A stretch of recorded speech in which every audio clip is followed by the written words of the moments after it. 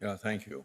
Ms. Morrison, Senator Durbin and I worked for years to get the criminal justice reform bill passed that we call step one or first step. Anyway, it may surprise you then with the question I'm going to ask you. Over the past few years, you praised progressive prosecutors like Rachel Rollins and Larry Krasner for their intent to, quote, reform current tough-on-crime practices, end of quote. You've written that the American criminal legal system has done, quote, decades of damage to communities, and you have suggested that the criminal justice system suffers from, quote, unquote, systemic defects. Given your substantial criticism of our judicial system, how would you plan to use your position as a district court judge to change the system if you're confirmed? Thank you, Ranking Member Grassley, for that question. I don't recall some of the specific remarks that you referenced, but I certainly have spoken and written about the role that prosecutors can play in the work that I do, which is rectifying wrongful convictions. Typically, the cases that I work on with prosecutors are decades old. Sometimes the prosecutors who handle them were in law school or in high school when the cases were originally prosecuted. And I am grateful to many of them from both political parties and all around the country for working with me to do justice and to use DNA and other evidence that wasn't previously available to free my clients. My role as a judge would be very different if I am confirmed. It would simply be to preside over each case one at a time and to decide the law based on the facts presented to me. For you also, you have been politically active throughout your life as a volunteer, advisor, and activist, and I can't find any fault with that. You have also said that, quote, a way to be a good citizen is to be politically active, end of quote. How has your political activity shaped your view of the law and the Constitution? Thank you, Ranking Member Durbin. As I referenced in my opening, my grandfather came to this country when he was 4 years old, and I was his first grandchild, and we talked a lot about the privileges and responsibilities of citizenship. He came from a country that was not free, as America is.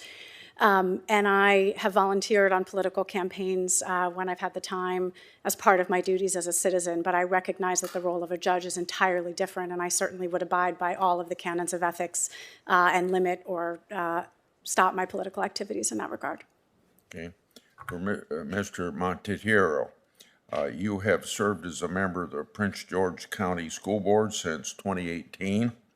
In 2020, a committee of the board voted to end its relationship with the county police department and remove all officers from the schools. Do you believe that school board should defund the police or remove officers from schools?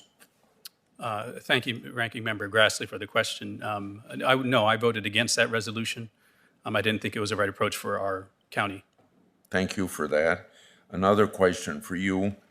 On your Twitter account, quote, unquote, Paul for PGC, you tweeted in support of protests and marches against guns and gun violence in 2018. For example, in reference to the March for Our Lives protest, you tweeted, quote, Frederick Douglass had it right, power concedes nothing without a demand. Can you assure the members of this committee that if you're confirmed as director, you will take any action to infringe, will not take any action to infringe on Second Amendment rights? I can make that commitment, yes, Ranking Member Grassley. It's Judge Garnett. You served as federal prosecutor for a number of years before you became a state court judge. Your cases covered a wide range, including prosecuting eco-terrorists, child exploitation, and fraud. What made you decide to pursue a career as Assistant Attorney General, and how has that experience shaped your approach as a judge? Thank you, Senator Grassley. I am assuming you're referring to me being an assistant United States attorney, and I decided to pursue that career because I believe very much in justice and in making sure that people are treated fairly. When I was in law school, I spent a little of time in as a defense attorney and working with prosecutors across the aisle. I realized that we need diverse and varied experiences on both sides. And so that is one of the reasons why I pursued a career in the U.S. Attorney's Office. Thank you for your question. I'll submit questions for right, answer right. Thank you, Judge Grassley. Senator Kennedy.